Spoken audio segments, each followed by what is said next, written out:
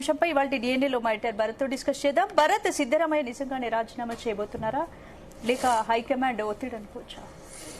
So high command ఒత్తిడి వల్లే రాజీనామా, ఇంకా దానిలో వేరే డౌటే ఉంది. నిన్న మీరు క్వశ్చన్ అడిగినప్పుడు కేసీ వేణుగోపాల్ అన్నారు కదా అని అన్నారు. అప్పుడు నేనేం చెప్పానంటే, అంటే స్టార్టింగ్ లో కేసీ వేణుగోపాల్ అంత 15 నిమిషాల క్రితమే మాట్లాడారు. సీఎం మార్పు ఉండదు కర్ణాటకలో అన్నారు. అప్పుడు నేను చెప్పాను, ఏం చెప్పానంటే, కాదంటే అవుననిలే, అవునంటే కాదనిలే, ఆడవారి మాటలకు అర్థాలు వేరు బదులు కాంగ్రెస్ హైకమాండ్ మాటలకు అర్థాలు వేరులే అని చెప్పాను. సో అదే జరగబోతుంది. రేపు ఉదయం 10:30కో 11 గంటలకో గవర్నర్ను కలిసి రాజీనామా ఇవ్వబోతున్నారు సిద్ధరామయ్య. ఎందుకంటే దాదాపు 6 గంటల పాటు మీటింగ్ జరిగిందంటేనే సంథింగ్ ఇంపార్టెంట్. రాజ్యసభ సీటు గురించి అంతసేపు డిస్కషన్ జరగదు.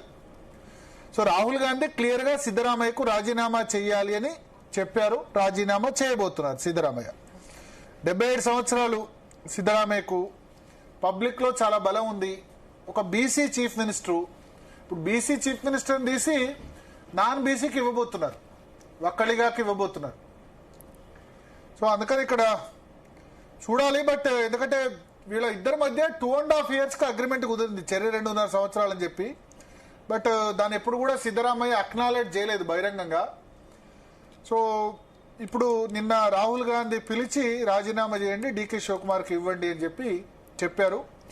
ఆయన రాజీనామా చేసిన తర్వాత సిఎల్పి మీటింగ్ జరగబోతోంది, అంటే కాంగ్రెస్ లెజిస్లేచర్ పార్టీ మీటింగ్ జరగబోతుంది. దానిలో మోస్ట్లీ డీకే శివకుమార్ను ముఖ్యమంత్రిగా ఎన్నుకోబోతున్నారు.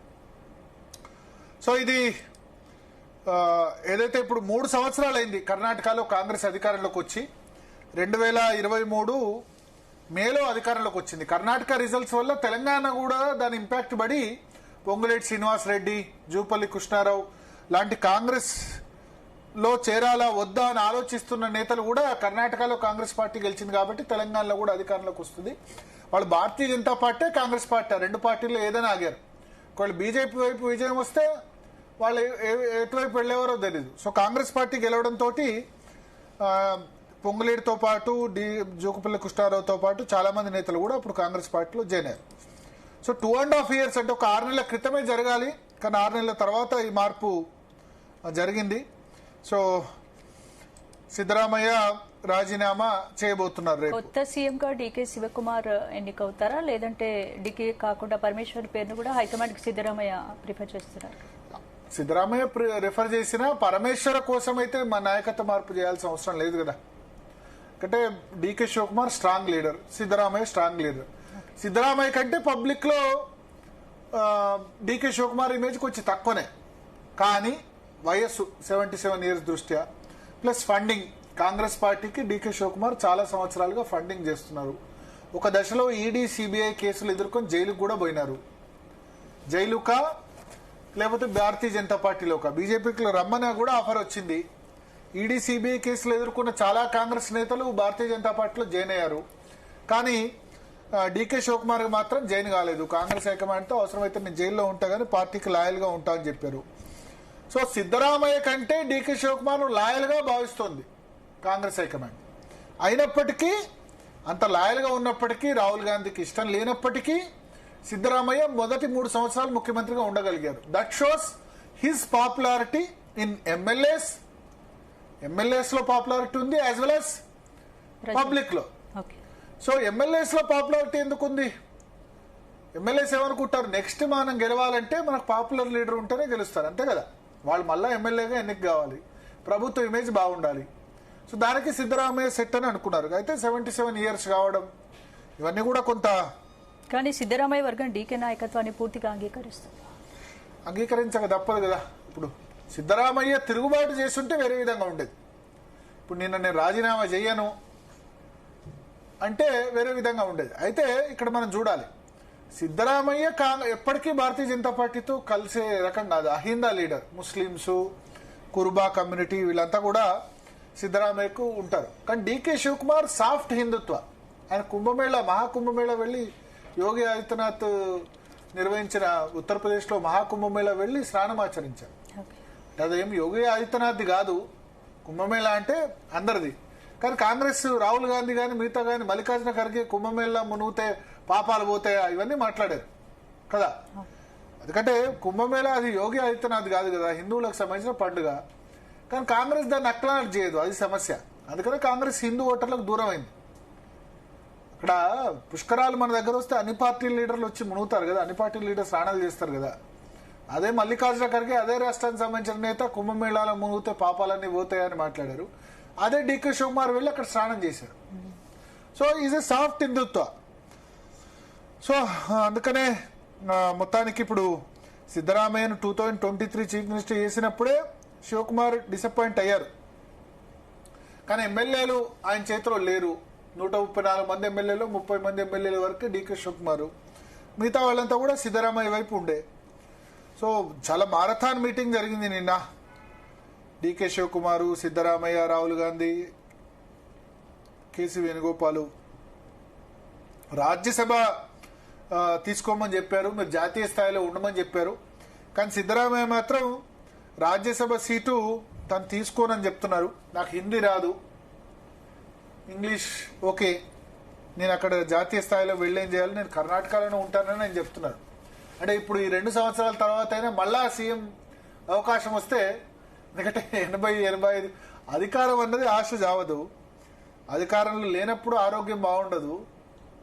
అధికారం వస్తే గనక ఆరోగ్యం బాలేని లేతలు కూడా లేచి బెడ్ మించి కూడా పరిగెత్తుకుంటూ వస్తారు. అధికారం అంత గ్లామర్ ఇస్తుంది. అధికారం కోల్పోయిన వెంటనే చనిపోయిన వాళ్ళు కూడా ఉన్నారు కదా, అనారోగ్యం పాలైన వాళ్ళు కూడా ఉన్నారు. ఏంటి అసలు సీఎం మార్పుతో ప్రజలకు నిజంగా ఉపయోగం ఉంటుందా, లేకపోతే ఇది రాజకీయ సమీకరణాల గురించి? అంటే కాంగ్రెస్ హైకమాండ్ ఏమనుకుందంటే, రాజస్థాన్ లో ఈ తప్పు చేశాం మనం. రాజస్థాన్ లో అశోక్ గెహ్లాట్, సచిన్ పైలట్ ఇద్దరు సీఎం పదవికి పోటీ పడ్డారు.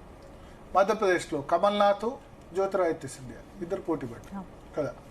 సో ఇట్లా పోటీ పడ్డప్పుడు ఏం జరుగుతుందంటే, రాజస్థాన్ లో అశోక్ గెహ్లాట్, సచిన్ పైలట్ పోటీ పడ్డప్పుడు సచిన్ పైలట్ కు పగ్గాలు అప్పగించుంటే బాగుండేది.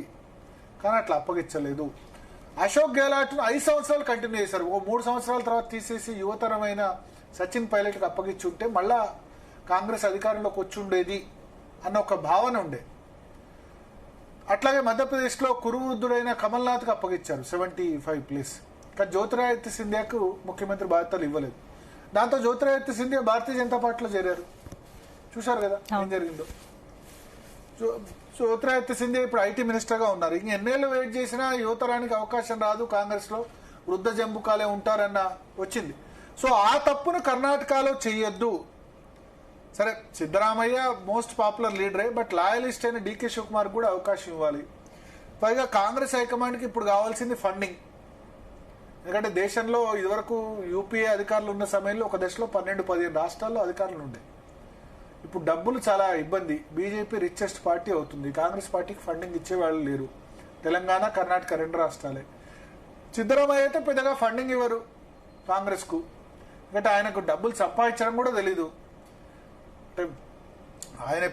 ఆయన కాన్సన్ట్రేషన్ అంతా ప్రజల మీద. డీకే శివకుమార్ అయితే కొంత ఫండింగ్ కూడా కాంగ్రెస్ పార్టీకి ఇస్తారు. అర్బన్ డెవలప్మెంట్, ఇరిగేషన్, ఈ పోర్ట్ఫోలియోస్ పెట్టుకున్నారు. వాళ్ళ దగ్గర నుంచి బెంగళూరు నగరం చాలా పెద్ద నగరం కాబట్టి, మహానగరం కాబట్టి, కాంట్రాక్టర్స్, వర్క్స్, దీని రిలేటెడ్ ఆ ఫండ్స్ డైవర్ట్ చేస్తారు. అస్సాం ఎలక్షన్ మన డీకే శివకుమార్ చూసుకున్నారు ఖర్చు. కేరళ ఎలక్షన్ మన ముఖ్యమంత్రి రేవంత్ రెడ్డి చూసుకున్నారు. ఇవన్నీ ఓపెన్ సీక్రెట్, అంతే కదా. తెలంగాణ ముఖ్యమంత్రి కేసీఆర్ ఉన్నప్పుడు కూడా ఒక 5-6 రాష్ట్రాలకు డబ్బులు పంపించారు. మమతా బెనర్జీకి వెస్ట్ బెంగాల్లో, కర్ణాటకలో కుమారస్వామికి, ఉత్తరప్రదేశ్లో అఖిలేష్ యాదవ్కు, వీళ్ళందరూ కూడా డబ్బులు పంపించి అక్కడ వాళ్ళకు ఎలక్షన్ ఖర్చుల కోసం పంపించారు ఇక్కడ పనిచేస్తున్న వాళ్ళు.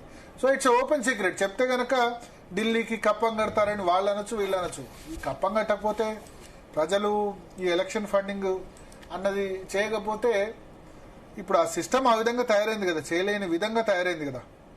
సో ఇప్పుడు సిద్ధరామయ్య అయితే ఒకటి క్లియర్, ఆయన అయితే వైదొలగడం ఖాయం రేపు. ఇంకా డిప్యూటీ సీఎం డీకే శివకుమార్ ముఖ్యమంత్రి కూడా ఖాయం. Deputy CMs 3-4 ఇస్తారంటున్నారు. దీనిలో 3-4 పేర్లు వినిపిస్తున్నాయి. పరమేశ్వర దళిత కోటా నుంచి, అదేవిధంగా మల్లికార్జున ఖర్గే కుమారుడు ప్రియాంక్ ఖర్గే, ఆయన డిప్యూటీ సీఎం చేయాలని మల్లికార్జున ఖర్గే అనుకుంటున్నారు తన కుమారుణ్ణి. తర్వాత సిద్ధరామయ్య కుమారుడు యతీంద్ర, ఆయనకు డిప్యూటీ సీఎం ఇస్తారని వార్తలు వస్తున్నాయి. కురుబా కమ్యూనిటీ, కురుబా అంటే మన దగ్గర కురుమా, గొల్ల కురుమలు దాదాపు 13% ఉంటారు కర్ణాటక పాపులేషన్లో. లింగాయత్ ఒక్కలిగా తర్వాత హైయెస్ట్ కమ్యూనిటీ. సో ఆ కమ్యూనిటీని సాటిస్ఫై చేయాలి, ఇటు సిద్ధరామయ్యని కూడా సాటిస్ఫై చేయాలి. సో యతీంద్ర సిద్ధరామయ్య కూడా అతనికి డిప్యూటీ సీఎం ఇచ్చేది బీసీల నుంచి ఆయనకి. తర్వాత ఒక్కలిగా ఇప్పుడు డీకే శివకుమార్ సీఎం అవుతున్నారు కాబట్టి ఒక్కలిగా ఉండదు. దళిత సామాజిక వర్గం నుంచి పరమేశ్వర లేకపోతే ప్రియాంక ఖర్గేను డిప్యూటీ సీఎం చేస్తారు. తర్వాత లింగాయత్ సామాజిక వర్గం నుంచి MB Patil, Congress party senior అయితే ఎంబీ పాటిల్ని కూడా డిప్యూటీ సీఎం చేయొచ్చు అని చెప్తున్నారు. సో 3-4 పేర్లు వినబడుతున్నాయి. బహుశా ఇప్పుడు రాజ్భవన్ రిజైన్ చేసి సిఎల్పి లీడర్గా కొత్త సిఎల్పి లీడర్గా డీకే శివకుమార్ ఎన్నికైన తర్వాత ఇది జరుగుతుందని చెప్తున్నారు. జేసీ మహదేవప్ప పేరు వినబడుతోంది డిప్యూటీ సీఎంకి. కేజే జార్జ్ పేరు వినబడుతుంది. హెచ్సి మహాదేవ్, మన సతీష్ జార్కిహోలి పేరు వినబడుతుంది. ఇట్లా చాలా పేర్లు వినబడుతున్నాయి. బట్ ఏదేమైనా బ్యాటన్ అంటే ముఖ్యమంత్రి పీఠం సిద్ధరామయ్య నుంచి డీకే శివకుమార్కు వెళ్ళబోతోంది. ఇంకోవైపు ఇటు డిప్యూటీ సీఎంలుగా వీళ్ళందరూ కూడా చేయబోతున్నారు. నెక్స్ట్ 2 years ఈ అడ్మినిస్ట్రేషన్లో జరుగుతుంది. బట్ సిద్ధరామయ్య మాత్రం నేను కర్ణాటక వదిలి రాను అంటారు. దాన్ని బట్టి చూస్తే సిద్ధరామయ్య కర్ణాటకలో ఉంటే డీకే శివకుమార్కి ఇబ్బందే. ఇక్కడ సిద్ధరామయ్య వర్గీయులు ఎమ్మెల్యేలు ఎక్కువ ఉన్నారు. ఇప్పుడు మళ్ళీ రీషఫల్ చేస్తారు. మంత్రివర్గంలో ఎక్కువ మందికి అవకాశం కల్పించలేరు. మంత్రివర్గంలో సిద్ధరామయ్య వర్గీయులకు కూడా అవకాశం ఇవ్వాలి డీకే శివకుమార్ తో పాటు. మధ్యలో మల్లికార్జున ఖర్గే ఆయన వర్గీయులకు కూడా కొద్దిమంది అవకాశం ఇప్పించే ప్రయత్నం చేస్తారు. సో కర్ణాటకలో టూ మెనీ లీడర్స్ ఉన్నారు కాబట్టి ఇదంతా కూడా ఈ కొట్లాటలు అయితే అనుకున్నంత ఇబ్బంది అయితే జరగలేదు. సేఫ్ గా జరిగిపోతుంది నాయకత్వ బదిలీ. సిద్ధరామయ్య పెద్దగా రెసిస్ట్ చేయలేదు. ఎందుకంటే 8 గంటల పాటు మీటింగ్ జరిగి రాహుల్ గాంధీతో తను చర్చించి చెప్తాను తన సన్నిహితులతో అన్నట్టు చెప్పారు. బట్ ఇప్పుడు నాయకత్వ మార్పు లేదని చెప్పి 48 hours లోనే కేసీ వేణుగోపాల్ అనౌన్స్ చేసిన 48 hours లోనే నాయకత్వ మార్పు జరుగుతుండడం అయితే చాలా ఏమంటారు ఆశ్చర్యకరమైన విషయం. కాంగ్రెస్ హైకమాండ్ కేసీ వేణుగోపాల్ ఉద్దేశపూర్వకంగా అందరినీ డైవర్ట్ చేశారు. కానీ మనం ముందే సెన్స్ చేశాం అది ఖచ్చితంగా. కానీ సిద్ధరామయ్య రాజీనామా తర్వాత ఆయన పాత్ర ఏంటి? కింగ్ మేకరా, సైలెంట్ మేకరా, ఏమవుతారు? అంటే రాజకీయాల్లో ఒకసారి ఉన్న వ్యక్తి సైలెంట్ గా అయితే ఉండరు. ఆయనకు ఇంకా ప్రజాదరణ ఉంది, ఆరోగ్యం కూడా ఉంది. సో సైలెంట్ గా ఉండరు. డీకే శివకుమార్ ఇబ్బంది పెట్టే ప్రయత్నం చేస్తారు. నెక్స్ట్ ఎన్నికల్లో మళ్ళా తనని సీఎం క్యాండిడేట్ గా చేసే ప్రయత్నమో లేకపోతే ఆ విధంగా చేసే ప్రయత్నం చేస్తారు. కేంద్ర రాజకీయాలకు రానని చెప్తున్నారు. నాకు హిందీ రాదు, నేను వచ్చేం చేయాలని చెప్తున్నారు. మన తెలంగాణలో జరిగిన బీసీ డిక్లరేషన్ బహిరంగ సభలో కూడా హిందీలో మాట్లాడలే ఆయన, కన్నడలో మాట్లాడారు. సో మోస్ట్లీ జాతీయ రాజకీయాలకు ఓరు. ఆల్రెడీ మల్లికార్జున ఖర్గే ఉన్నారు కదా జాతీయ రాజకీయాలు. రాజ్యసభలో విపక్ష నేత ఇట్లాంటి అవకాశాలు ఇస్తారని చెప్తున్నారు. But I don't think so it will happen. Siddaramaiah role ఏందన్నది రాబోయే రోజుల్లో డిసైడ్ అవుతుంది. But he's very popular chief minister. సరే ఆయన 5 సంవత్సరాలు 2013 నుంచి 2018 వరకు చీఫ్ మినిస్టర్గా ఉన్నారు. మళ్ళీ ఇప్పుడు 3 years ఉన్నారు, 8 years ఉన్నారు. One of the popular chief ministers in the Karnataka అని మాత్రం ఖచ్చితంగా చెప్పొచ్చు. సీఎం మార్పుతో వచ్చే ఎన్నికల్లో కాంగ్రెస్ కి లాభమే అనుకోవచ్చు. లాభం అని మనం చెప్పలేం ఖచ్చితంగా. కాకపోతే ఒక ఆయనతో పోలిస్తే యువతరానికి చెందిన వ్యక్తికి ఇచ్చారు డీకే శివకుమార్కి అని చెప్పి చెప్పొచ్చు. కానీ కర్ణాటకలో మీకు మోస్ట్లీ వచ్చిన గవర్నమెంట్ మళ్ళీ రావట్లా. ఎస్ఎం కృష్ణ అప్పుడు 3 సార్లు చీఫ్ మినిస్టర్గా చేశారు. చంద్రబాబు నాయుడుతో సహా పోటీపడి ఎస్ఎం కృష్ణ బెంగళూరుకు ఐటీ తీసుకొచ్చారు. ఆ తర్వాత నుంచి మళ్ళా ఒకసారి కాంగ్రెస్, ఒకసారి బీజేపీ అట్లా వస్తుంది. ఒకసారి కుమారస్వామికి వచ్చింది, ఇంకోసారి యడ్యూరప్ప, ఆ తర్వాత మళ్ళా కాంగ్రెస్ వచ్చింది సిద్ధరామయ్య, ఆ తర్వాత బీజేపీ టైంలో 3 చీఫ్ మినిస్టర్ చేంజ్ చేశారు. యడ్యూరప్ప వచ్చాడు, ఆ తర్వాత ఎస్ఆర్ బొమ్మాయి కుమారుడు. సో ఇట్లా చేంజ్ అవుతూ వస్తుంది. మళ్ళా కాంగ్రెస్ వస్తుందా లేదా అన్నది చూడాలి. లాస్ట్ 20 yearsగా అయితే స్టేబుల్ గవర్నమెంట్ అయితే కర్ణాటకలో ఉండట్లేదు. కర్ణాటక ప్రజలు ఒకసారి అధికారం ఇచ్చిన పార్టీకి మళ్ళా అవకాశం ఇవ్వట్లేదు. ఏం జరుగుతుందో చూద్దాం. నెక్స్ట్ టాపిక్ లోకి వెళ్ళే ముందు DNA షార్ట్ బ్రేక్.